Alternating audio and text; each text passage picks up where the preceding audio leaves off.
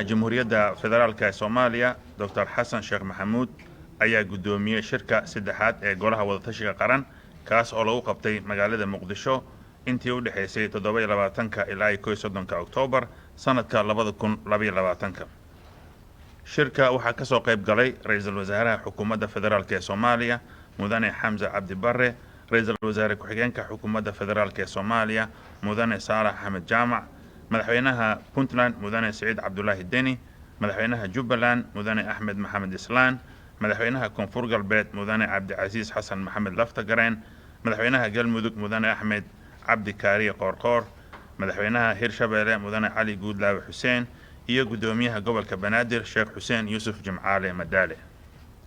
Ugu horeyn, Golaha Wadatashiga Qaran wuxuu tacsi u dirayaa shacabka Soomaaliyeed ehelada iyo qoysaskii ay ka baxeen dadkii ku shahiiday weeraradii argagixiso guud ahaan dalka, gaar ahaanna weerarkii 29 Oktoobar ee agagaarka Zobe ee magaalada Muqdisho. Sidoo kale, Goluhu wuxuu Ilaah uga baryayaa inta dhaawacantay inuu u boogadhayo, inta ku hanti beeshayna bedel khayr qaba Alle siiyo. Goluhu wuxuu cambaareynayaa gumaadka ay khawaarijtu ku hayso ummadda Soomaaliyeed ee muslimiinta ah. Bogaadin. Golaha Wadatashiga Qaran waxa uu bogaadinayaa guulaha isdaba joogga ah ay gaareen ciidanka qalabka sida oo kaashanaya kacdoonka shacabka Soomaaliyeed ee guud ahaan dalka laga ciribtirayo khawaarijta.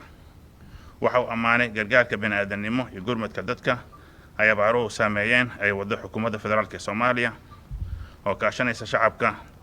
dowladaha xubnaha ka ah dowladda federaalka iyo beesha caalamka. Goluhu wuxuu bogaadinayaa dhaqanka deganaanshiyaha siyaasadeed, wada noolaanshiyo dimuqraadiyadda ay Somaliland ku soo caanamaashay, wuxuuna ugu baaqayaa madaxda iyo shacabka Somaliland inay ilaashadaan xasiloonida iyo nabadda. Waxa uu bogaadinayaa ganacsada Soomaaliyeed iyo dowladda Puntland ee hirgeliya dekedda Garaacad oo noqotay isku tashi u dayasho mudan. Wuxuu bogaadinayaa dadaalka ay dowladda Puntland ugu jirto horumarinta hanaanka dimuqraadiyiinta iyo qabashada doorashooyinka qof iyo cod ah. Wuxuu bogaadinayaa dadaalada dowladda federaalka Soomaaliya ay ugu jirto xoojinta xiriirka kala dhexeeya saaxiibada caalamka. Qodobada shirka ka soo baxay. Iyadoo la tixraacayo qodobadii ka soo baxay warmurtiyeedyadii shirarkii Golaha Wadatashiga Qaran ee 12 Juun iyo 12 Sebtembar 2022, Goluhu wuxuu ka wada hadlay kuna heshiiyey qodobada soo socda. Sugidda amniga iyo la dagaalanka argagixisada. Goluhu wuxuu isla qaatay ka ciribtirka kooxaha khawaarijta dhammaan dhulka Jamhuuriyadda Federaalka Soomaaliya. Goluhu wuxuu isku raacay in howlgallada la waafajiyo istaraatiijiyad qaran ee la dagaalanka khawaarijta la iskuna dubarido dadaalada kala duwan. Goluhu wuxuu isla qaatay dhaqangelinta heshiiska qaab dhismeedka amniga qaranka ee la saxiixay Abriil 2017. Wixii farsamo ahna waxaa ka shaqayn doona guddi farsamo. Goluhu wuxuu dhiirigelinayaa dardargelinta qorshaha kala guurka ciidamada qaranka ay ka kala wareegayaan mas'uuliyadda amniga ciidamada Midowga Afrika ADMIS si dhammaystiran. Gurmadka abaaraha iyo la tacaalidda saameynta isbeddelka cimilada. Goluhu wuxuu diiradda saaray saameynta abaaraha soo noqnoqonaya ee dalka ka jira iyo raadka ay ku reebayaan habnololeedka bulshada Soomaaliyeed. Goluhu wuxuu hay'adaha gargaarka faraya dardargelinta gurmadka abaaraha. Goluhu wuxuu sidoo kale isla qaatay baahida weyn ee loo qabo maareynta iyo la tacaalidda saameynta isbeddelka cimilada iyo dhisidda kaabayaasha u adkeysiga aafooyinka. 3. Dardargelinta dib u eegista dastuurka. Goluhu wuxuu isla qaatay in mudnaan gaar la siiyo qodobada wadaxaajoodka siyaasadeed ee u baahan si loo dhammaystiro dib u eegista dastuurka kumeel gaarka. Goluhu wuxuu isku raacay in xukuumadda federaalka Soomaaliya iyo dowladaha xubnaha ka ah dowladda federaalka ay soo dhammaystiraan xubnaha ka dhiman guddiyada u xilsaaran dib u eegista dastuurka kumeel gaarka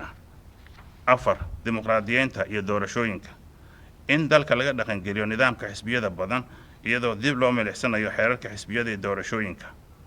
In dalka oo dhan laga hirgeliyo doorashooyin xora oo hufan kuna salaysan codbixiyayaal diiwaan gashan iyo xisbiyo u tartama golayaasha heerarka kala duwan. In dalka laga qabto 2 doorasho, mid heer federaal ah iyo mid dowladaha xubinta ka ah dowladda federaalka. 5. Jadwalka ay habraaca shaqo ee Golaha Wadatashiga Qaran. Goluhu wuxuu isku raacay inuu samaysto habraac shaqo oo qeexaya hanaanka loo marayo heshiisyada, qaab dhismeedkiisa, howlaha golaha qodobada wada xaajoojyada iyo dhaqangelinta go'aamada golaha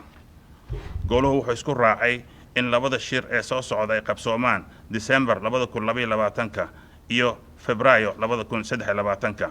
halkaas ayuu inooga dhan yahay warmurtiyeedkeena mahadsanidin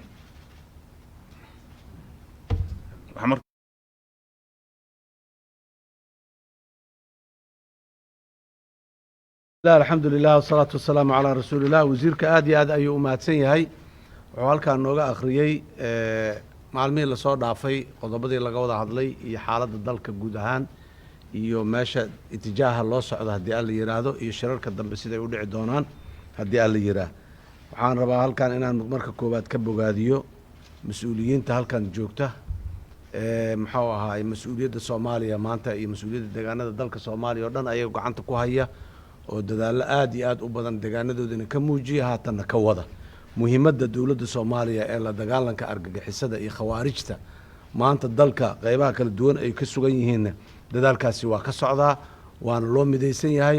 waana loo ballamay inaan loo kala harin sidii dalka nimankaas looga bixi lahaa gacantooda iyo meelaha ay joogaan dhibka dadka ay ku hayaana loo saari lahaa nimankaas isaga hadlimayna galabta wixii aan dhihi lahayn horay ayaan u soo dhahnay dadka Soomaaliyeed iyo arxan darrada ay ku hayaan waan soo sheegnay anoo ku hadlayo magaca golaha mar kale waxaan u tacsiyeynayaa guud ahaan ummadda Soomaaliyeed gaar ahaan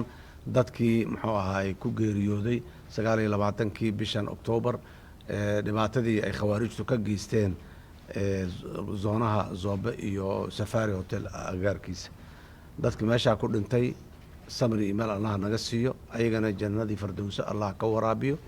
kuwa dhaawacaana muxuu ahaay Ilaahay ha u boogadhayo oo caafimaad degdeg ah siiyo caalamka abeen dhaweyd waa u baaqnay in kaalmana la soo gaaro waana la soo gaaray waana soo socotaa qaar waana soo gaareen sidoo kale dadka Soomaaliyeed inay isu gurmadaan bixinay tirada ugu badneed oo dad Soomaaliyeed ayaa dhiigna ku tabarucay isbitaalada deeqa fara badanna muxuu ahaay la yimiday oo dadkii gaarsiiyay haddana wali way socotaa guddiga aan magacawnay ee gurmadka runtii waxay noo soo tabinayaan in maxaan ku raadayay dadka Soomaaliyeed dadaalkooda uu aad iyo aad u badan yahay sidaan u ballan qaadnay habeen dhaweeyta ayaa naga dhaba Oktoobar kale oo sidaan oo kale dib badan inaan soo marin ayaan ka shaqeynaynaa Ilaahay idinkiisa dii alla yiraahdo inta kadib dalkeenu marxalad uu ka guuraya muddo uu ku soo jiray marxalad kale uu guuraya marxalad dib iyo qahar iyo karaamo dil iyo caqiidadii iyo cibaadadii ummadda ay lahayd oo lagu cayaaro qarannimadii iyo ummaddan ummadnimadeedii oo maxaan ku raasuxun iyo suxun loola dhaqmo ayaan ka guureynaa waxaan u guureynaa gole ama meel barin nabad ah oo maxaan ku raadayay diinteennana aan u madax bannaano ku caabudano dadkeennana sharaftooda iyo karaamadooda aan ku ilaalino ayagoo isla jiro walaalaha oo gacmaha isaysto heshiisa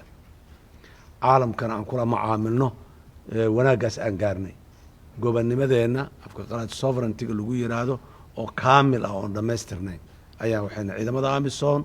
waa nala joogaan wax badan ay soo qabteen Ilaahay idankiis waqtiga ugu dhow ee suurtagalka ah mas'uuliyadda amniga dalkeena waan la wareegi doonaa asagoo dalkuna uu xor ka yahay muxuu ahaay khawaarijta iyo inta ku heer joogta shabaab oo goboladan dawlad goboleedyadan ku yaala muxuu ahaay gobolada dhexe iyo gobolada koonfureed maxaan ku dhib ku haya iyo sidoo kale shabaab iyo maxaan ku yiraahdaa Daesh oo Puntland ayagana muxuu ahaay meelo kamid oo yar yar maxaan ku harsan oo ku jira intaba waa loo taagan yahay caawiye maalin kuwaasna ka ogolaan mayna in ay buuraha Puntland saarnaadaan kuwaana ka ogolaan mayna inay dhulka Soomaaliya ee dhul beereedkii nimcadii meeshii maxaan ku yiraahdaa Soomaaliya uga kaaftoomi lahayd in mucaawano la siiyo oo loo soo gurmado ayay nimankaan ay ku habsadeen una diideen dadka in ay maxaan ku yiraahdaa tacbadaan Ilaahay idankiis waa ka imaanayna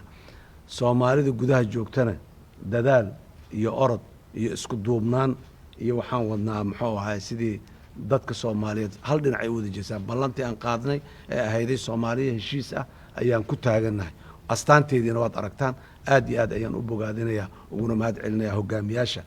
galabta halkan ila joogaahay niyadda san iyo wanaaga in Soomaaliya hore u socota iyo isku tanaasulka iyo ra'yi wadaaga iyo tala kala qaadashada iyo go'aan qaadashada waa ku bogaadinayaa runtii aad iyo aad ayaan ayaan ugu bogaadinayaa sidaas ayaana ididiilo cusub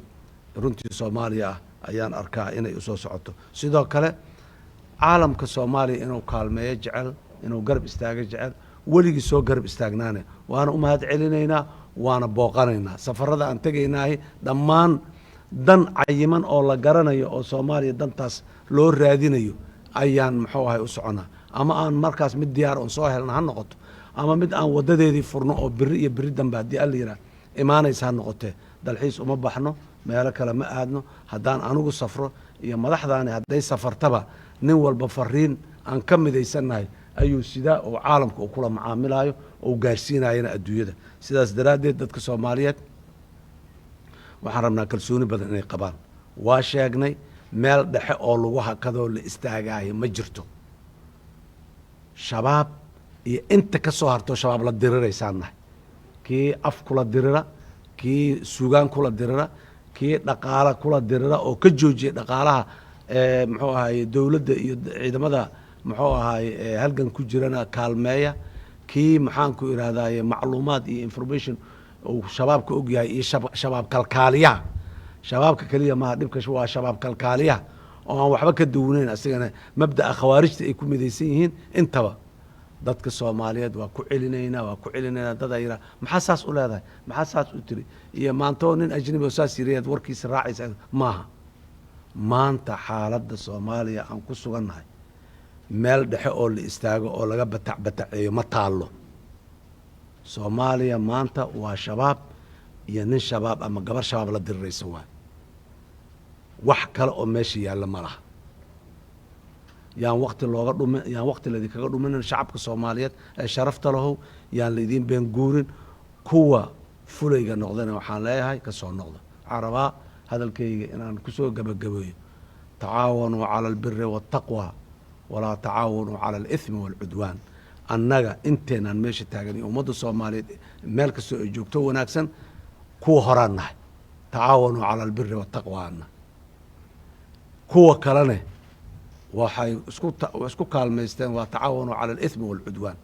adiga inteed joogtaa marka labadaas kaamaa furane kaamka saddexaad ood joogi kartid waa xaggee kaam saddexaad oo meeshaas ka furan ma jiro walaalaha soomaaliyeed ee sharafta badan meel kastaa joogaan waa u mahad celinaa kuwa banaanka usoo istaagay muxuu ahay la dagaalanka al-shabaab ee xoogooda iyo xoolahooda iyo caqligooda ugu soo istaagay in badanana aayaadka muxuu ahay qur-aan kariimka ay ka hadleen kuwa usoo istaaga banaanka difaacidda dowladnimada difaacidda diinta difaacidda dadka intaasaan isku bahaysan intaa iskula jirnaa waa intaasina qof xumaan meel ka soo geli karta ama mid kamida inuu xun yahay noo sheegi karta ama nagu qanci kartahay ma jirto aad iyo aad ayaa umahadsantihiin guusha waa soo dhowdahay in yaraa noo dhiman adkaysigeenna inaan sii kordhinaa la rabaa aad iyo aad aa umahadsantihiin wasalaamu calaykum waraxmat ullaahi wabarakaatu